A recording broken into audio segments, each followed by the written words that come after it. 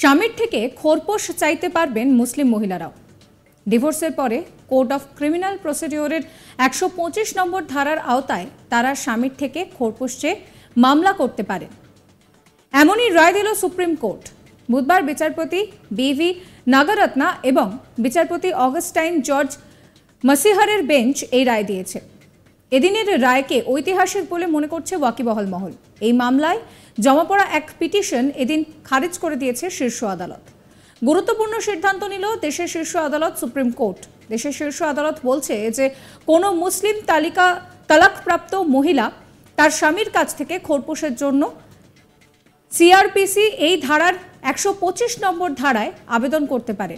বিচারপতি বি.ভি. নাগারত্না এবং বিচারপতি অগাস্টিন জর্জ মহিশরায় তারা কিন্তু বলছেন যে মুসলিম মহিলারা খোরপোশের জন্য তাদের আইনি অধিকার প্রয়োগ করতে পারেন। তিনি ফৌজদারি কার্যবিধির 125 নম্বর ধারার অধীনে এই সম্পর্কিত একটি পিটিশন দাখিল করতে পারেন।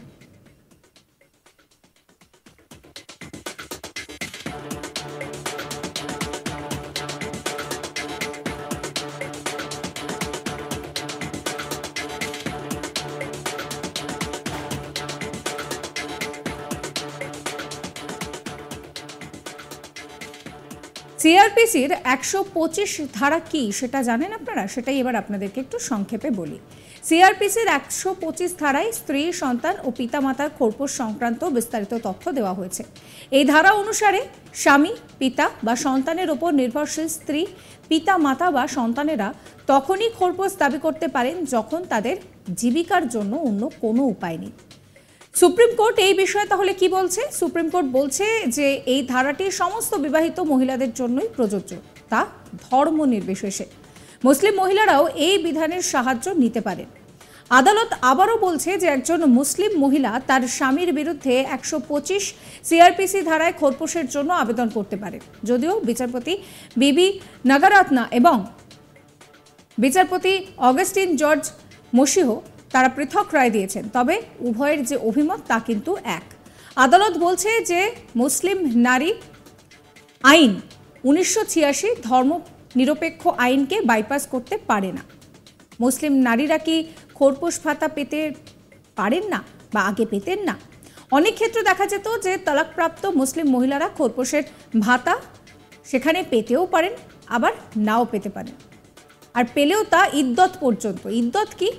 ইদ্যত হচ্ছে একটি ইসলামী ঐতিহ্য। এতে বলা হয়েছে কোনো নারীকে তার স্বামী তালাক দিলে বা মারা গেলে ইদ্যতের সময় নারী পুনরায় বিয়ে করতে পারবেন না। ইদ্যতের সময়কাল প্রায় 3 মাস। এই মেয়াদ শেষ হওয়ার পর একজন তালাকপ্রাপ্ত মুসলিম মহিলা আবার বিয়ে করতে পারেন। যাই হোক, এপ্রিল 2022-এ এলাহাবাদ হাইকোর্ট একটি মামলায় তার সিদ্ধান্তে বলেছিল যে একজন তালাকপ্রাপ্ত মুসলিম মহিলা ইদ্যতের সময়কালের পরেও খোরপোশ ভাতা পাওয়ার অধিকারী এবং তিনি আবার বিয়ে না করা পর্যন্ত এই ভাতা পেতে থাকবেন। একইভাবে এই বছরের জানুয়ারিতে একটি মামলায় বোম্বে হাইকোর্ট বলেছিল যে একজন তালাকপ্রাপ্ত মুসলিম মহিলা আবার বিয়ে করলেও তিনি তার প্রাক্তন স্বামীর কাছ থেকে খোরপোশ পাওয়ার অধিকারী। আসলে ঘটনার সূত্রপাত কোথায় সেটাই বলবো। আব্দুল সামাদ নামে এক মুসলিম ব্যক্তি তার স্ত্রীকে খোরপোশ দেওয়ার জন্য তেলেঙ্গানা হাইকোর্টের আদেশকে সুপ্রিম কোর্টে চ্যালেঞ্জ করেছিল। ওই ব্যক্তি সুপ্রিম কোর্টে যুক্তি দিয়েছিলেন যে একজন তালাকপ্রাপ্ত মুসলিম মহিলা সিআরপিসির 125 ধারায় আবেদন করার অধিকারী নন। মহিলাকে মুসলিম মহিলা আইন 1986-র বিধানগুলো অনুসরণ করতে হবে।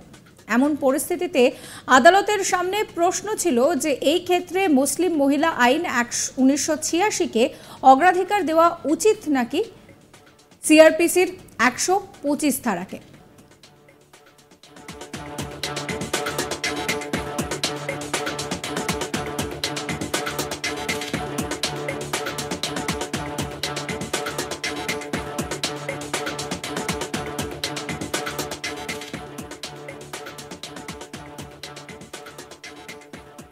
স্বামীর থেকে খোরপোশ চাইতে পারবেন এবার মুসলিম মহিলারাও।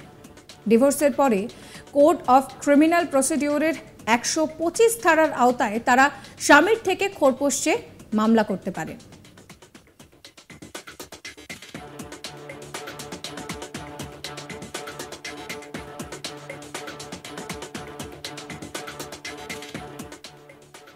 সাবস্ক্রাইব করবেন আজ তাক বাংলার ইউটিউব চ্যানেলকে, ফলো করবেন হোয়াটসঅ্যাপ চ্যানেলও।